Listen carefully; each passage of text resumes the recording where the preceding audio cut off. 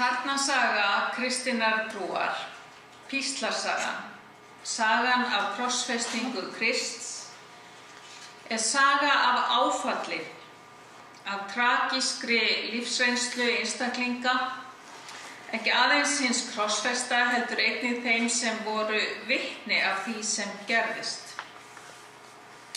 Sagan lýsir vonbrigðum, vonleysi, örvæntingu og uppgjöf, en hápunktur frásögunar hjá guðspjallamönnunum Mattheusi og Markúsi er þegar Jesús hrópar á krossinum: Guð minn, hví hefur þú yfirgefið mig?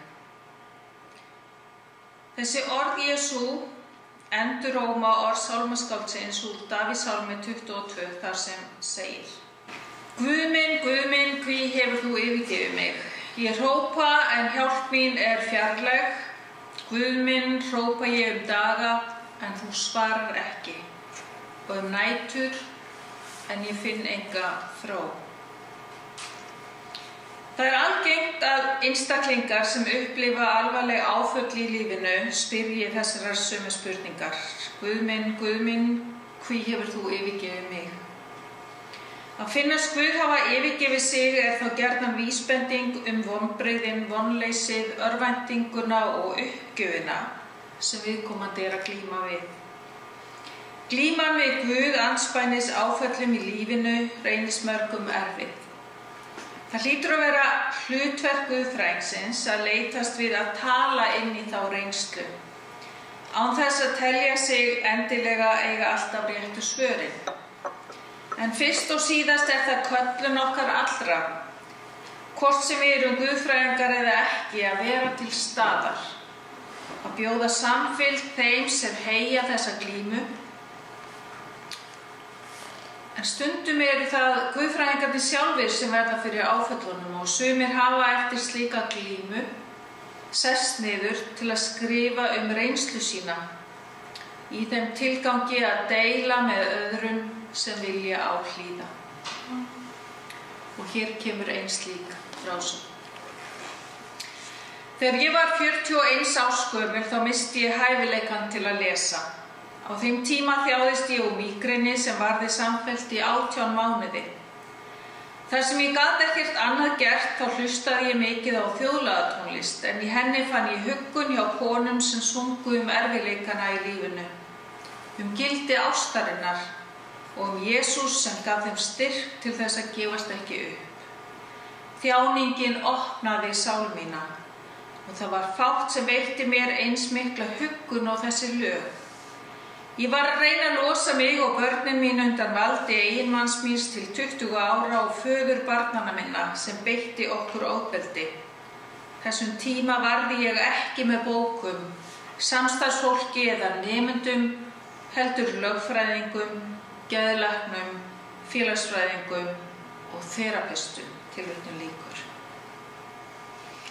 Með þessari frásögn hefst formáli að bók bandaríska guðfræðingsins Wendy Farley, The Wounding and Healing of Desire, Weaving Heaven and Earth, sem kom út árið 2005. Þegar Farley skrifaði bókina hafði hún ennþá ekki öðlast getu til þess að lesa. Í formálunum viðurkennir hún ókostina sem það hafði í för með sér, en jafnframt kostina sem hún sá í því. Eftir að hafa rannsakað og kennt guðfræði í hartnær 30 ár gaf lesleysið henni nýjan skilning á þeim textum sem hún hafði lesið í gegnum árin og henni þótti svo vænt um. Það að geta ekki lesið gaf henni einnig innsýn í heim kvenna sem aldir hafa stundað guðfræði utan hins hefðbundna ramma akademíu eða kirkjustofnunar. Vegna stöðu sinnar hafa konur því þurft að byggja guðfræði sína á þeirri þekkingu sem stóð þeim til boða í gegnum meðfæddar gáfur, reynslu og mannleg samskipti. Guðfræði þessara kvenna hefur ekki verið metin sem skyldi fyrir nýlega og sumstaðar er hún ekki viðurkennd þann dag í dag. En Farley telur útilokun kvenguðfræðinga hafa haft í för með sér alvarlegar afleiðingar fyrir skilning okkar á eðli guðfræðinnar og gildi kristinnar trúar. Þess vegna segist hún þakklát þeim konum sem hafa skrifað guðfræði allt frá upphafi, fyrir að hafa skapað og varðveitt guðfræðilega visku þrátt fyrir ósýnileika sinn. Farley þakkar því að hafa ekki getað lesið fyrir að hafa uppgötvað þetta sem hún kallar neðanjarðar samfélag, en með bók sinni vonast hún til að geta orðið farvegur fyrir eitthvað af þessari visku kvenna inn í hina hefðbundnu guðfræði umræðu. Mótandi hlutverk reynslunar hefur verið eins konar vörumerki, svokallaðrar grasrótar guðfræði sem hefur verið áberandi í heimi guðfræðinar á síðustu áratugum. Þannig hefur reynslan af fátæktinni verið útgangspunktur frelsunarguðfræði Suður-Ameríku, á meðan reynslan af þrælahaldi og kúgun hefur mótað guðfræði Bandaríkjanna manna af afrískum uppruna og femínísk guðfræði hefur orðið til sem ansvar við ofríki eða ætti ég kannski segja alræði karla. Stundum hefur verið látið eins og það sé eitthvað nýtt að reynslan spili stórt hlutverk í mótun guðfræði hefðarinnar. Staðreyndin sú að reynslan hefur alltaf verið ráðandi afl innan guðfræðinar. Þannig hefur reynsla viðkomandi haft mótandi áhrif bæði á viðfangsefni og túlkun hennar eða hans. Vandinn bara sá að það hefur ekki þótt eðlilegt að gangast við því. Þvert á móti hefur verið látið eins og guðfræðingurinn hafi átt þess kost að hefja sig yfir sína eigin reynslu eða stíga út úr líkama sínum og skrifa bæði tímalausa og staðlausa guðfræði. Þannig hefur guðfræðingurinn gerst sekur að alhæfa út frá eigin reynslu eða normalísera eigið sjónarhorn. Þess vegna hefur á síðustu áratugum ekki aðeins verið lögð áhersla á mikilvægi reynslunar í guðfræðiumræðunni, heldur einnig að guðfræðingar viðurkenni hvernig staður og stund hefur mótandi áhrif á það, hvað sagt og af hverju. Við eigum gott dæmi hlutverk reynslunar í guðfræði Martins Lúthers sem tíðum háði sín sálarstríð þegar óttinn og vonleysið helltist yfir hann. Eins og kunnugt óttaðist Lúther reiði Guðs sem hann óttaðist að beindist að honum líkt og reiði hins jarðneska föður sem taldi soninn engan veginn geta uppfyllt væntingar sínar til hans. Angistarfull leit Lúthers að hinum réttláta Guði bar loks árangur þegar það rann upp fyrir honum að það var ekki hans að vinna sér inn réttlætingu frammi fyrir Guði, heldur var réttlætingin gjöf Guðs til hans. Í því var einmitt náð Guðs og fagnaðarerindi fólkið á meðan hlutverk lögmálsins, þess sem Guð krafðist af honum, fólst í því að hjálpa honum að skynja ófullkomleika sinn, sitt synduga eðli og hjálparleysi frammi fyrir Guði. Góðu fréttirnar voru því þær að hann ætti að setja traust sitt á Guð, góðan og kærleiksríkan Guð en ekki reiðan Guð sem beið eftir tækifæri til að ná sér niður á honum eins og hann þekkti úr samskiptum sínum við sinn jarðneska föður. Það nýja í guðfræði Lúthers var einmitt áherslan á tilvistarlega leit manneskjunnar að réttlátum Guði. Þessi breyting fól í sér að í stað hinnar abstrakt spurningar réttlæti Guðs kom tilvistarleg spurning sem varðaði gjörvallt líf einstaklingsins, verk og hugsun, sál og líkama, ást og þjáningu. Þessa áherslu hafa lúterskir guðfræðingar síðan leitast við að flytja áfram inn í nýja tíma og nýjar sögulegar aðstæður. Í bók sem kom út árið 2012 segir Diana Thompson, lúterskur guðfræðingur og prófessor í guðfræði, frá reynslunni af því að greinast með 4. stigs brjóstakrabbamein og baráttu sinni við sjúkdóminn. Bók Thompson sem ber heitið Hoping for More, Having Cancer, Talking Faith and Accepting Grace eins og titill bókarinnar gefur til kynna tilraun til að tala trú andspænis þeirri ógn sem alvarlegur sjúkdómur felur í sér, en jafnframt leit að von og náðugum Guði í aðstæðum sem einkennast oft og tíðum af vonbrigðum og vonleysi, stundum örvæntingu og jafnvel uppgjöf. Þegar Thompson fékk fréttirnar af krabbameininu árið 2008 var hún 42 ára gömul. Þá hafði brjóstakrabbameini dreift sér út í beinin. Bak hennar var tvíbrotið sem var afleiðing af sjúkdómnum.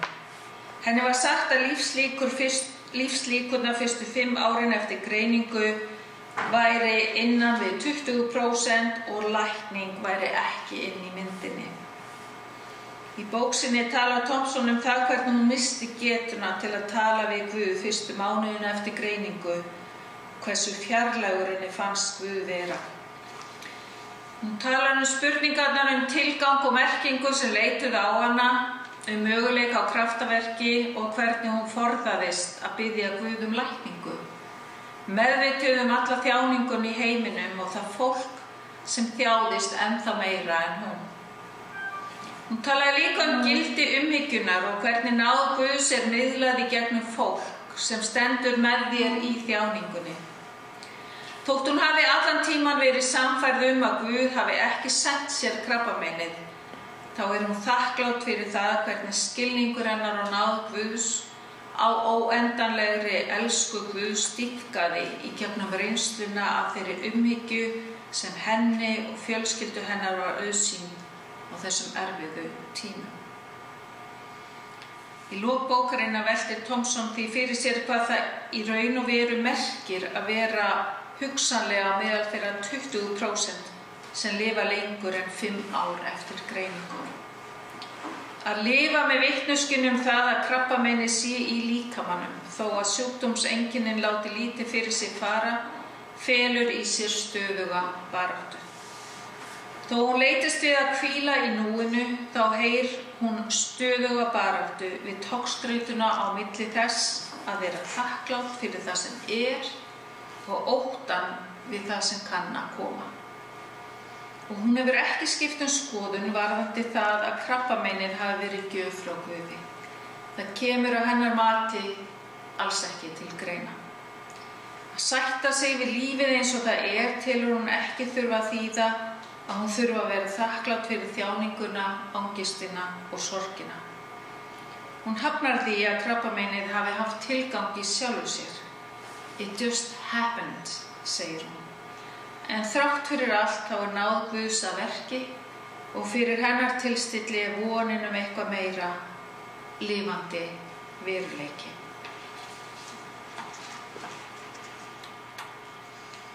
Sagan af krossfestingu Krists okkur svo handgengin að hætta á að við verðum ónæm fyrir hinu tragíska sjónarhorni sem meðal annars lýst á eftirfarandi hátt í Lúkasar guðspjalli.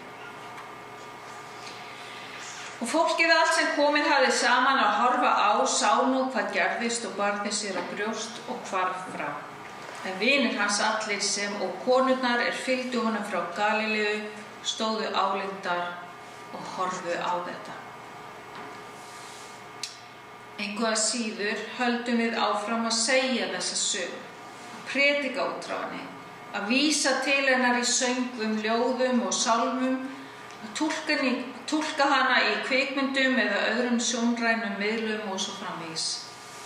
Hér saga af illsku, þjáningu, vonleysi, örvæntingu og dauða. Eitthvað sem við þekkjum úr okkar lífi eða annarra, annaðhvort við sjálf þáttakendur eða stöndum álengdar og horfum á eins og vinir Krists og konurnar sem fylgdu honum frá Galileu alla leið upp á Golgata hæð. Það fer lítið fyrir voninni í frásögn föstudagsins langa. Aðeins eftir á, í ljósi upprisunar, umbreytist hún í vitnisburð von. En eftir sem áður stendur veruleiki, illsku og þjáningar í lífinu sem kallar á athygli okkar og spyr ágengina spurninga tilgang og merkingu, mátt vonarinnar og réttlæti og kærleika Guðs. Slíkar spurningar kalla á athygli kalla á svör, þó svo að svör okkar kunni stundum að meiga sín lítils, andspænis veruleikanum sem við stöndum frammi fyrir. Það engin sérfræðingur í að hafa krabbamein. Og það heldur engin sérfræðingur í að tala krabbamein en niðurstaða Díönu Thompson, og hver getur ekki tekið undir þau orð. Aftur á móti ekkert annað í boði en að halda áfram að glíma við þann veruleika sem blasir við okkur, og spurningarnar Guð eru svo sannarlega partur af honum. Kross Krists hefur haft miðlæga stöðu í kristinni trúarhefð allt frá upphafi. Í öllum guðspjöllum Nýja testamentisins að finna frásögur af píslargöngu Krists sem endar með dauða á krossi og upprissu á páskadagsmorgun. Ýmislegt bendir til þess að píslarsögurnar séu hugsaðar sem hápunkturinn á frásögum guðspjallanna, og það efni sem kemur á undan það í hlutverki inngangs eða formála að þeim. En það ljóst að boðskapur hinna kristnu hinn krossfesta Krists átti undir högg að sækja strax í upphafi. Þar sem í hinu gyðinglega umhverfi þótti óhugsandi að tala krossfestan Messias, en í samfélagi sem var undir áhrifum frá grískri heimspeki, þá var það ekkert minna en heimska að ætla fólki að taka trúarlegan vitnisburðinn þjáðan, hvað þá krossfestan Guð. Oft hefur af umfjöllun krossdauða Krists mátt ráða að krossfestingin hafi verið sjaldgæf, ef ekki einstök, aftöku aðferð á þessum tíma. Af samtíma heimildum á samt sem áður ráða að hér var að ræða útbreidda aftöku aðferð til forna, sem var meðal annars mikið notuð af Rómverjum á fyrstu öldinni. Í hinu rómverska samhengi var krossfestingin pólitísk og hernaðarleg refsing, sem helst var notuð í fælingarskyni til þess að stuðla að ró og friði í ríkinu og koma í veg fyrir uppreisnir, og því fór hún gjarnan fram á fjölförnum stöðum. Hér var óvenju hrottalega dauðarefsingu að ræða, sem venjulega átti sér stað í kjölfar pyntinga, til dæmis hýðinga, en í Rómaveldi var hún einkum notuð á sérstaklega hættulega afbrotamenn og meðlimi lægri stétta þjóðfélagsins. Krossfestingin þótti sérstaklega harðneskjuleg tákn grimmd stjórnvalda og fullkomna auðmýkingu fórnarlambsins, sem oftar en ekki var látið hanga nakið á krossinum svo dögum skipti, þar sem það var auðsótt bráð fyrir villidýr og hrægama. Meðal gyðinga var sérstök bölvun auk þess talin fylgja krossfestingunni, eða eins og segir í 3. kafla Galatabréfsins, bölvaður hver sá sem á tré hangir. Í þessu trúarlega og sögulega samhengi ber að skoða krossfestingu Jesú Krists, en hann var af andlegum og veraldlegum leiðtogum talin ógna friði á páskahátíðinni í Jerúsalem. Leiðtogar gyðinga ásökuðu hann guðlast, og fyrir þær sakir var hann handtekinn og leiddur fyrir öldungaráðið, sem komst að þeirri niðurstöðu að hann var í dauðasekur. Þar sem gyðingar höfðu ekki vald til þess að taka hann af lífi, þá færðu þeir hann til Pílatusar, sem síðan dæmdi hann til dauða fyrir landráð. Af vitnisburði guðspjallanna ráða hlýtur Kristur að hafa haft mikið fylgi á meðal fólksins. Annars ólíklegt að Pílatus hefði haft fyrir því að krossfesta hann, og af sömu ástæðum þurfti handtakan að eiga sér stað að nóttu til, svo að múgurinn næði ekki að koma í veg fyrir handtökuna. Í guðspjöllunum lítið sagt framkvæmd krossfestingarinnar sjálfrar, eða meðferðina á Kristi á undan, og fátt sem bendir til dæmis til þess að sú mynd sem meðal annars dregin upp í kvikmyndum, meðal annars í kvikmynd Mel Gibson eigi við rök að styðjast. Það þó mikilvægt að árétta að hér var hrottalega aftökuaðferð að ræða, og samkvæmt samtíma heimildum var Pílatus þekktur fyrir sérstaklega harðneskjulega stjórnunarhætti.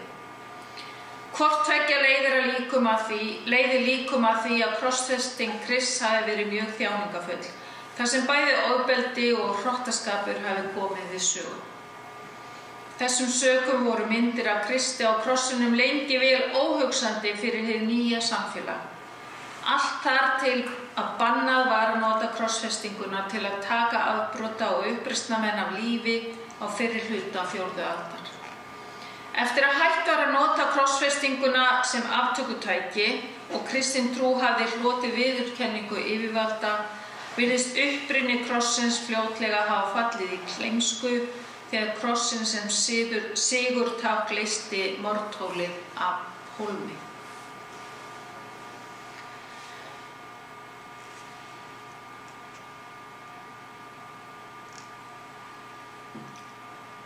Á ritum Nýja testamentisins má finna mörg dæmi leit hinna kristnu af ásættanlegri túlkun á krossi Krists, sem samkvæmt Páli postula var hneyksli í augum gyðinga og heimskja að mati heiðingja.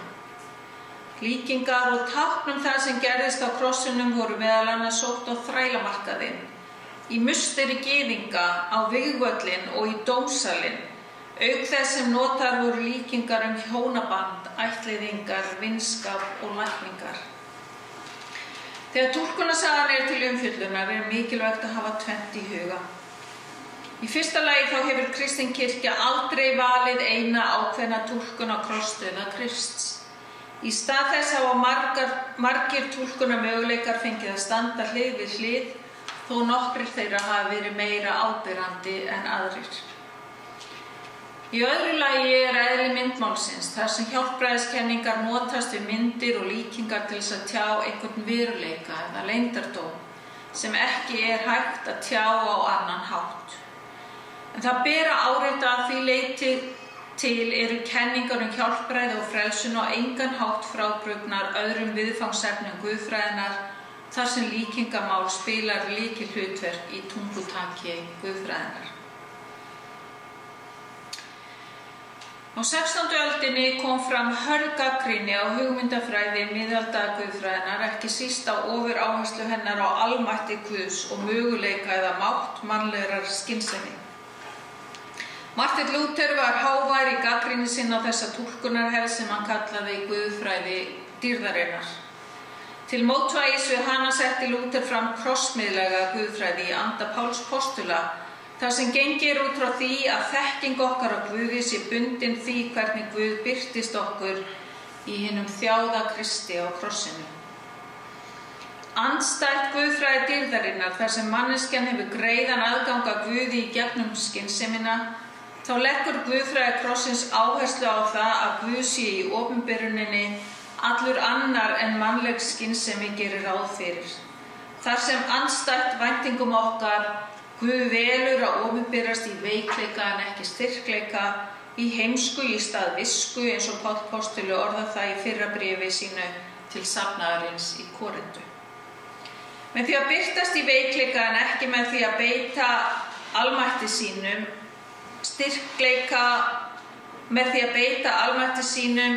og styrkleika og stíga niður af krossinum, boðar krossins samstöðu Guðs með okkur í þjáningunni. En jafnframt von endi þjáningarinnar, þar sem krossin ekki endastöðin, heldur fær aðra og stærri merkingu í ljósi upprisunnar.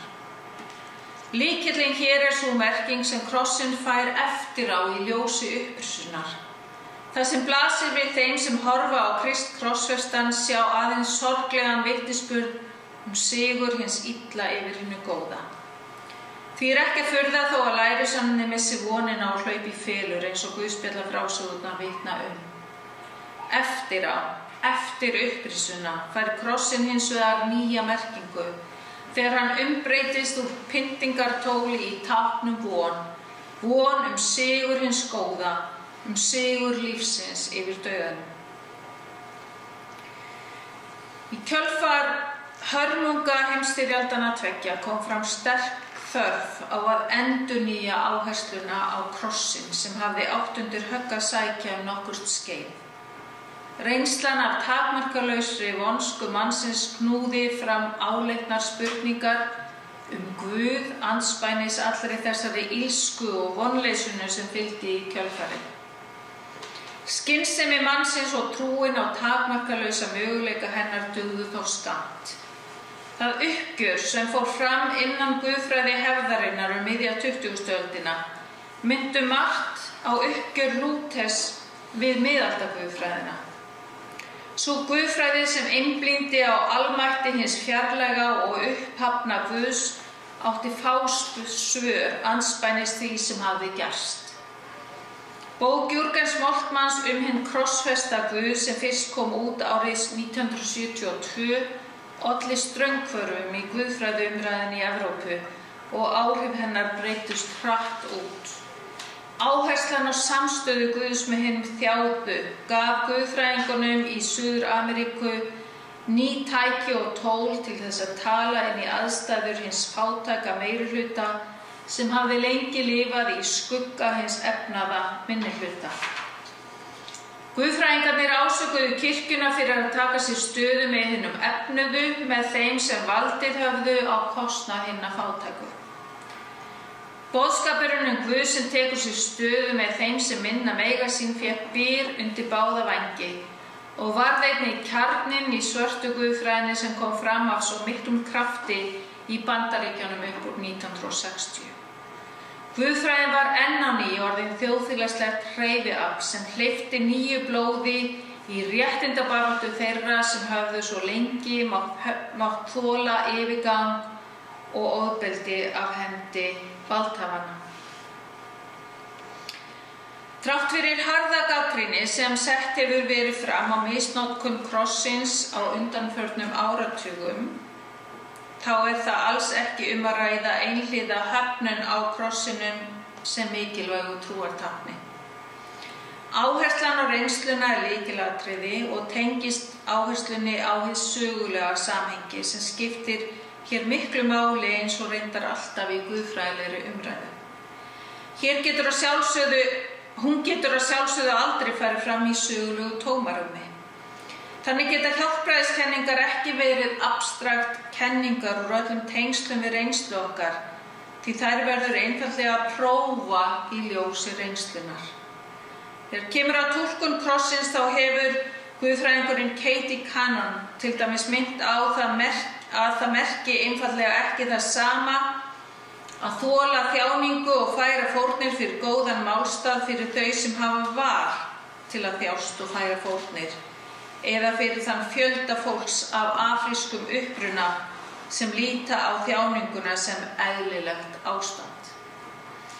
Það ljóst að spurningin val í sambandi við túlkun á þjáningu og fórn Krists brýn, en oft einmitt bent á að Kristur hafi sjálfur valið leiðina upp á Golgata. Því mikilvægt að taka ekki bara tillit til sögulega samhengis túlkunarinnar, heldur einnig að skoða krossin í samhengi við líf Jesú Krists. Samkvæmt vitnisburði guðspjallanna einkenndist líf og starf Jesú Krists alls ekki af hlutleysi eða undirgefni við yfirvöld. Þvert á móti var Kristur óþreytandi í baráttunni sinni gegn óréttlætinu. Í þeirri baráttu ögraði hann bæði andlegum og veraldlegum yfirvöldum og hikaði ekki við að brjóta gegn gildandi boðum og bönnum. Þess vegna má líta á krossinn sem eðlilegt framhald af því lífi sem Kristur lifði, sem afleiðingu af því starfi sem hann helgaði líf sitt og þeim boðskap sem hann flutti. Á því leyti var krossinn val Krists og sú þjáning sem hann leið og svo fórn sem hann færði sjálf valin. Í ljósi reynslu allra þeirra sem búa við aðstæður sem ekki leyfa slíkt val, þá ber að fara sérstaklega varlega með allt tal val og fyrst og síðast að varast að setja það þannig fram að það geti hljómað sem hvatning til upphafningar eða réttlætingar á þjáningu og fórn. Því þó að sjálfvalin þjáning eða fórn geti undir einhverjum kringumstæðum verið réttlætanleg, þá eru allt of mörg dæmi hið gagnstæða. Ef að krossin á að geta orðið tákn von, þá verðum við fyrst að hafna myndinni af Kristi sem hinu viljalausa fórnarlambi, hvort sem að ræða jarðneskra yfirvalda eða hins himneska föður, Til þess að krossinn tákni ekki aðeins samstöðu Guðs í þjáningunni, heldur hvetji jafnframt til aðgerða og andófs gegn óréttlætinu í anda Krists. Það er þörfin fyrir að geta talað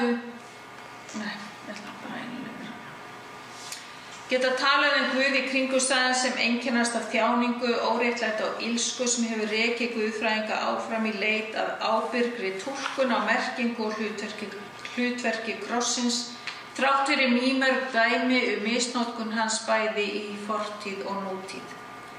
Krossin sem tákn samstöðu Guðs í þjáninguna er sterkt tákn von í vonlausum aðstæðum. Hin ýmsu listform hafa oft reynst máttugir miðlar þessarar túlkunar þar sem krossin hefur verið staðsettur í hinu ólíka sögulega samhengi. Útlit Krists er þá gjarnan notað til þess að árétta þessa samstöðu Guðs í Kristi með hinum þjáðu, þar sem Kristur bæði lítur út eins og væntanlegir áhorfendur og hann er staðsettur í kunnuglegu umhverfi, oft í túlkun á þekktum sögum úr Guðspjöllunum. Dæmi slíka Kristmynd er þessi mynd úr myndaröð eftir Charles Nerge sem hann málaði á píslargöngu Krists á veggi Sankti Jósefs Mukasa kirkjunar í Mwanza í heimalandi sínu Tansaníu. Hér er myndefni sótt í frásöguna af konunum sem fylgdu Jesú grátandi á leið hans upp á Golgatahæð. Annað dæmi er mynd frá Kína sem listamaðurinn He Qi málaði út frá dæmisögunni í 25. kafla Mattheusarguðspjalls, þar sem Kristur samsama sig með hinum hungruðu, þyrstu, heimilislausu, nöktu, sjúku og fangelsuðu og hvetur jafnframt til aðgerða til hjálpar þeim sem hann kallar mínar minnstu systur og bræður. Hugmyndina baki höggmyndana af Kristi á krossinum í þjáðum kvenlíkama var að tjá sérstaklega samsemd Krists með konum sem höfðu orðið fyrir nauðgun, barsmíðum eða annarri misþyrmingu. Hér er annars vegar að ræða höggmynd eftir Almod Lukenhaus-Lacki sem kallast Crucified Woman og var upphaflega staðsett við altarið í Bloor Street United Church í Toronto á föstu árið 1979 og síðar á lóð háskólans í Toronto í Kanada. Hins vegar er þessi mynd Edwinu Sandys Krista sem sett var upp í St. John Dómkirkjunni í New York borg árið 1984. Það er skemmst frá því að segja að báðar þessar höggmyndir settu í gang hatramar deilur á milli þeirra sem sáu þær sem sterkt tákn samstöðu Krists með konum í þjáningu þeirra og hinna sem töldu þær ögrun við ríkjandi hefðir og jafnvel klámfengna afskræmingu og líkama Krists. Það þarf vart að taka það fram af þessum myndum að misnotkun kvenlíkama á krossi var á engan hátt ætlað að draga í efa karlmennsku hins sögulega Krists, frekar en hinum svarta Kristi var ætlað að gera lítið úr gyðinglegum bakgrunni hans. Tilgangurinn með myndunum af Kristu eins og hinum svarta og kínverska Kristi var að vísa til hinnar almennu skírskotunar hins krossfesta Krists, þvert á alla aðgreiningu fólks eftir kyni, kynþætti eða stétt. Hér er að ræða skapandi endurskoðun á túlkun og hlutverki krossins, endurskoðun sem gerir kröfur að gagnrýna á hvers konar misnotkun sé tekin alvarlega, leið og hún hafnar því að misnotkunin kom í veg fyrir að krossinn fá að flytja von til allra þeirra sem einhverra hluta vegna hafa verið rænt voninni. Sennilega hafa mörg ykkar séð þennan kross sem búinn er til í El Salvador. Hann var gerður til minningar Maríu Kristínu Gómez. Á þessum krossi sjáum við vel hið nána samband á milli krossins og upprisunnar. Án upprisunnar er krossinn bara enn eitt dæmið fórnarlamb illskunnar, enn einstakling sem hefur týnt lífi sínu fyrir góðan málstað. Þess vegna svo mikilvægt að halda í þetta nána samband milli krossins og upprisunnar, milli krossins og vonarinnar fullnaða sigur yfir dauðanum og sigur hins góða yfir illskunni. María Gómez helgaði líf sitt baráttunni fyrir bættum kjörum kvenna í El Salvador. Hún sinnti sérstaklega konur sem höfðu orðið fyrir nauðgun eða voru þolendur heimilisofbeldis. Hún lagði meðal annars áherslu á að kenna þeim að lesa.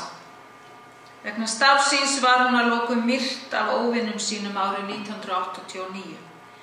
Krossinn sem gerður var til minningar líf hennar tákn von sem tjáðir í sögunum sem myndirnar á krossinum segja. Krossinn tákn von fyrir alla sem vilja bæta aðstæður þolenda ofbeldis og misnotkunar. Saga Maríu Gómez ekki bara saga mátt illskunnar á meðal okkar og þjáningarinnar sem illskan hefur í för með sér, heldur saga mátt ofbeldislaus andófs í anda Krists. Í Guðspjöllunum lesum við það hvernig Kristur reis upp gegn illskunni án þess að beita ofbeldi. Og píslasagan segir okkur hvernig sú barátta endaði, með sigri hins illa.